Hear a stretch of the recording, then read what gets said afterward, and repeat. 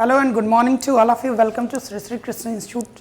स्वागत है आप सभी का हमारे इस यूट्यूब चैनल में। और आज हम लोग अपने डेली प्रैक्टिस सेट की अगली सीरीज के साथ उपस्थित हुए हैं। तो चलिए बिना देर के शुरू करेंगे आज की हमारी इस सीरीज को।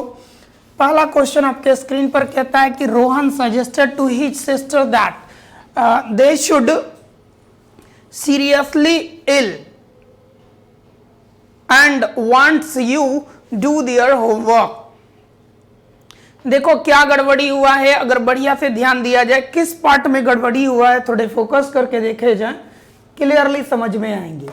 ठीक है, तो आइए देखते हैं पहले। अभी तो फिलहाल इसके लिए टाइमिंग नहीं बचा है, नेक्स्ट के लिए हम टाइमिंग लगा देंगे 30 सेकेंड्स का।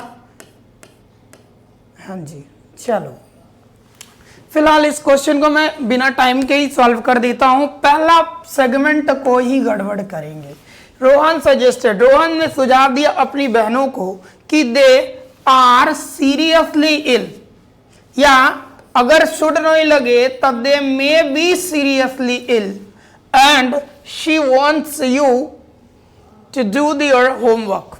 ठीक है, तो मतलब ये पार्ट में यहां शुड की जगह कोई भी रिप्लेसमेंट कर दोगे तो ये वाला लाइन आपका सही हो जाएगा। Part 1 would be correct.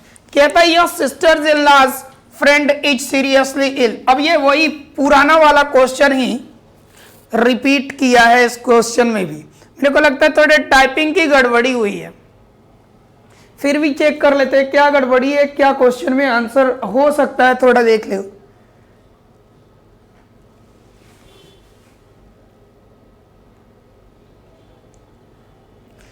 बहुत ही आसान से सवाल है, पहले ही पार्ट को अगर बढ़िया से देखा जाए तो आपका आंसर झलकता है इसमें। ठीक है, विशेष देखने की आवश्यकता नहीं है। कहता है योर सिस्टर्स इन लॉज। हमने बताया था कि कंपाउंड नाउन का पॉजेसिव अगर बनाना हो तो कंपाउंड नाउन के पॉजेसिव के अंतिम भाग में पोस्ट्रोफी एस लगते हैं। मतलब ये लॉ वाला में पोस्ट्रोफी एस सही है, इधर वाला एक्स्ट्रा है, इसको हटा देंगे, सही हो जाएगा। ये भी पार्ट नंबर 1 में सुधार करके बनने वाला क्वेश्चन था। 1 नंबर पार्ट इस क्वेश्चन का सही आंसर है, सटीक आंसर है।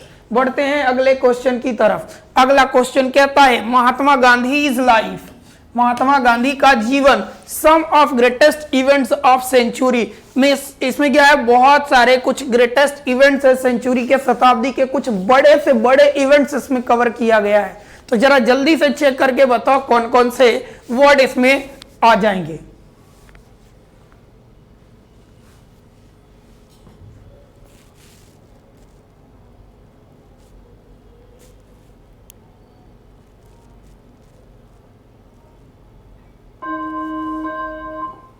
अब देखो, तो महात्मा गांधी इज लाइफ इंक्लूडेड करेंगे तब बेहतर। 2 ऑप्शन इसमें सटीक जा रहा। दोनों का मतलब होता है शामिल होना, दोनों का मतलब क्या होता है, शामिल होना। ठीक है, और र्यूमर का मतलब अफवाह, और ओवरकम का मतलब काबू पाना।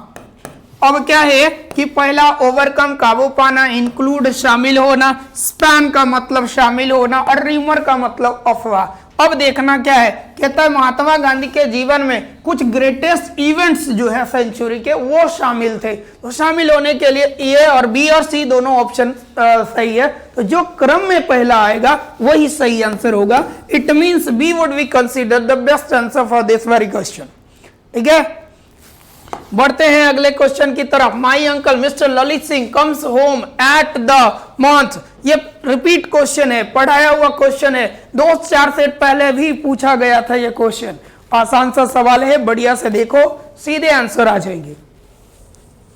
बढ़िया से देखेंगे तो सिंपल सा सवाल है, इसमें मैंने टाइमर नहीं लगाया क्योंकि पूछा हुआ क्वेश्चन है।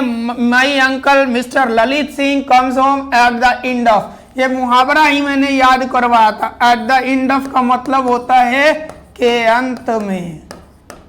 ठीक है, बाकी कोई भी मीनिंग इसमें मैच नहीं करेगा। अब आगे रेजिस्टेंट का स्पेलिंग मीनिंग बताना है। सिमिलर इन मीनिंग, यानी यहां सिनोनिम्स पूछे जा रहे हैं।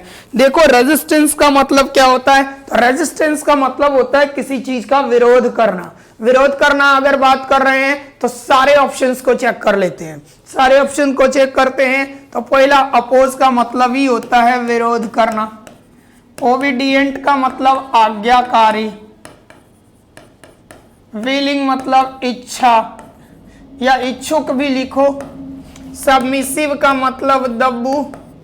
अब देख लो भाई ऑप्शन ए सिनोनिम पूछा है तो option A would be correct. That's why A number आपका सही आंसर है इस क्वेश्चन के लिए।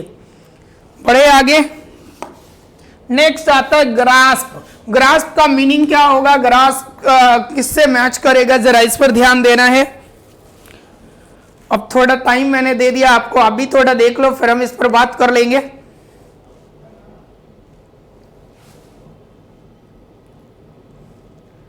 ग्रास्प का मतलब थोड़े वेट कर लेते हैं, क्लियर हो जाएंगे। अब देखो ग्रास्प का मतलब होता है जकड़ना या पकड़ना, जकड़ना जो भी बोलो, ठीक है। सेम मीनिंग क्लिंच का होता है जकड़ना। मिसअंडरस्टैंड मतलब गलत समझना, गलत अनुमान लगाना भी कहते हैं इसको। इग्नोर का मतलब होता है नजरअंदाज करना। रिलीज का मतलब मुक्त करना। सिनोनिम्स की बात कर रहे हैं, ऑप्शन डी हमारा करेक्ट आंसर हो जाएगा। बढ़ते हैं अगले सवाल की तरफ। इटर्नल। इटर्नल का मतलब शाश्वत होता है। शाश्वत का मतलब कभी ना खत्म होने वाला। ये तो थोड़ा लग रहा है टाइपिंग में ही गड़बड़ हो गया है। चलिए सिंपल सा बात है, कभी ना खत्म होने वाला, कभी ना समाप्त होने वाला। इसका सही ऑप्शन अगर आएगा भी तो एवर एंडिंग लिख सकते हैं, ठीक है। इसी को कहते हैं परमानेंट, भी इसका साइनो लिखा जाता है, ठीक है। और दूसरी तरफ एंडिंग वाला वर्ड है तो वो इसका एंटोनिम्स हो जाएगा। आगे अगला वर्ड है आपका डिपोर्ट। डिपोर्ट का मतलब क्या होगा जरा देख लो। तो कहता है कि डिपोर्ट का मतलब होता है भेज देना, एक देश से निकाल देना, ठीक है। अब एंटोनिम्स में है हम, एंटोनिम्स में देखना डिपोर्ट का मतलब एक देश से निकाल देना होता है। कौन सही आंसर हो जाएगा, थोड़ा रुकते हैं देख लेते हैं। अब देखो डिपोर्ट का मतलब निकालना, सेम वर्ड इधर होता है निकालना। डिसमिस का मतलब भी बाहर करना होता है। ट्रांसपोर्ट का मतलब भेजना होता है, इसका मतलब भी बाहर करना ही हो गया। परमिट का मतलब स्वीकृति देना, कोई काम करने अगर आप आए तो आपको परमिशन मिल रहा है ये काम करने का। इट मीन्स क्या है कि ऑप्शन नंबर सी इस क्वेश्चन के लिए एकदम सही और सटीक हो जाएगा। नेक्स्ट है प्रोफाउंड। प्रोफाउंड का सही मीनिंग क्या हो जाएगा, प्रोफाउंड का मतलब होता है गहरा, ज्ञानी, ठीक है। तो ज्ञानी वाला वर्ड देखना है, इसमें कौन कौन से वर्ड आ जाएंगे आपको चेक करके बताना है। इग्नोरेंट, डीप, लर्नड, हैवी, कौन से आंसर आएंगे। तो सिंपल सी बात है, थोड़ा ध्यान देंगे और देखने का प्रयास करेंगे। देखो अब यहां पर क्या करना है हमने, कहता है प्रोफाउंड का मतलब गहरा या इसी को कहते हैं ज्ञानी। तो डीप इसी का सिनोनिम, लर्नड इसी का विद्वान यानी ज्ञानी, हैवी इसी का विद्वान। इग्नोरेंट का मतलब अनभिज्ञ, कुछ भी ना जानने वाला। इग्नोरेंट का मतलब अनभिज्ञ, कुछ भी ना जानने वाला। अपोजिट पूछा है, एंटो पूछा, दैट्स व्हाई इग्नोरेंट सही आंसर है।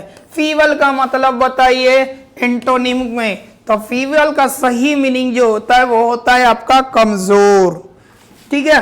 तो अगर फीबल का मतलब कमजोर हो रहा है तो बाकी देख लो, डेलिकेट क्या होगा, एजेड क्या होगा, इफेक्टिव क्या होगा और जेंटल क्या होगा।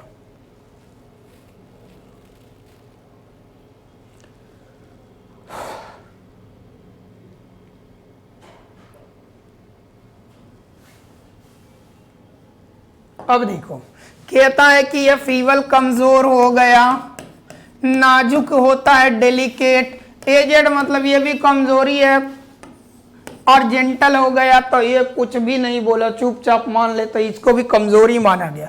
उल्टा इफेक्टिव हो जाएगा, प्रभावशाली। प्रभावशाली तो तब ना होगा जब मजबूत होगा। तो C would be correct answer. 10 number question में सी आपका सही आंसर है। अब आ जाइए bed of roses. Bed of roses का मतलब होता है आसान कार्य। आसान कार्य। अब आसान कार्य की बात कर दे तो ऑप्शन को देख ले, इसको कहते हैं आसान कार्य, आराम वाला दिन, सुख वाला दिन। वो ऑप्शन नंबर क्या हो जाएगा? तो ऑप्शन देख रहे हैं क्या? ए प्लीजेंट सिचुएशन, आराम भरा दिन, सुख भरे दिन। कहता है body and soul. Body and soul का मतलब होता है पूरी क्षमता से, पूरी जोर शोर से, पूरी क्षमता से, with all your energy. Option B इस क्वेश्चन के लिए सटीक है। नेक्स्ट आते हैं, I am student of Delhi University. क्या गड़बड़ी हुआ है इस क्वेश्चन में, जरा देखना चाहिए।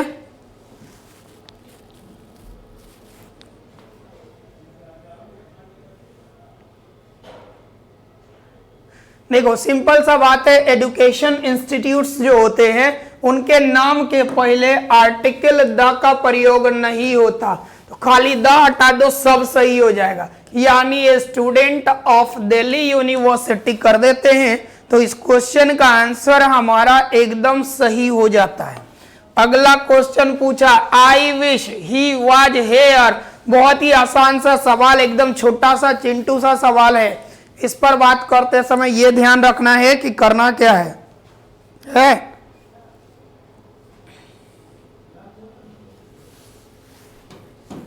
ठीक है, इसमें ध्यान यह देना है क्या कि आई विश अगर आ गया, सब्जेक्ट कुछ भी हो, वर्ब में वेयर का प्रयोग होगा, यानी कल्पना वाले सारे वर्ड्स अपने साथ वेयर का प्रयोग करते हैं। ऑप्शन बी सही है।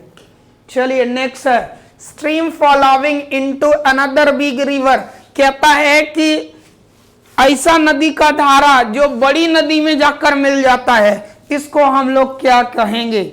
सिंपल सा बात है, इसी को हम लोग ज्योग्राफी पढ़ेंगे तो लिखते हैं ट्रिब्यूटरी। ट्रिब्यूटरी का मतलब होता है सहायक नदी। पेनिनसुला का मतलब प्रायद्वीप।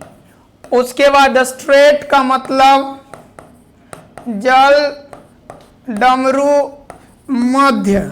और एक और वर्ड आता है हर्मिट। जनरली हर्मिट का मतलब होता है साधु, सन्यासी। ठीक है, हर्मिट का मतलब साधु या सन्यासी। तो कहता जो लाइन पूछा उसके हिसाब से आंसर एक आपका सही है, टिक कर दो। फर्दर बढ़ते हैं अगले क्वेश्चन की तरफ। कहता है that which can be easily believe, जिस पर आसानी से विश्वास करा जा सके, तब क्रेडिबल होता है, विश्वसनीय। ऑनररी मतलब जिसमें क्या हो, इसको ऑनररी को बोलते हैं अवैतनिक। इसमें क्या है कि काम ज्यादा हो और सैलरी कम हो। अश्योरेंस मतलब यकीन दिलाना। ओबियस का मतलब स्पष्ट। अब ऑप्शन देख लो, टिक कर लो, क्या होगा इसका आंसर? तो देखेंगे ध्यान से, तो इस क्वेश्चन का आंसर आपको क्या मिलेगा? तो विश्वसनीय पूछा है, बी इसका सटीक आंसर। एकोमोडेट का स्पेलिंग बता देना है। एकोमोडेट का मतलब अनुकूलन होता है, तो अनुकूलन होता है COMMODATE, अनुकूल होना। ठीक है, नेक्स्ट है बुलेटिन, BULLETIN है। तो बुलेटिन का मतलब समाचार पत्र का जो बुलेटिन आता है, इसको बुलेटिन ही बोलेंगे। बी सही है। Rural population. अब देखेंगे यहां से यहां तक सब्जेक्ट है हमारा, ये सब्जेक्ट है। अब आगे वर्ब जाएगा। वर्ब आपको दिया हुआ आर में, वाक्य की शुरुआत आर से। तो कहता है rural population still dominates the लगा तो बगल में चाहिए नाउन, यहां पर कंजक्शन है, होगा नहीं तो आर के बाद क्यू रखो, उसके बाद P. Option D would be correct. Last question, we are as we are लिवी। मेरे को लगता है ये क्वेश्चन कल का रिपीट हो गया है, ठीक है, क्वेश्चन कल का रिपीट हो गया है।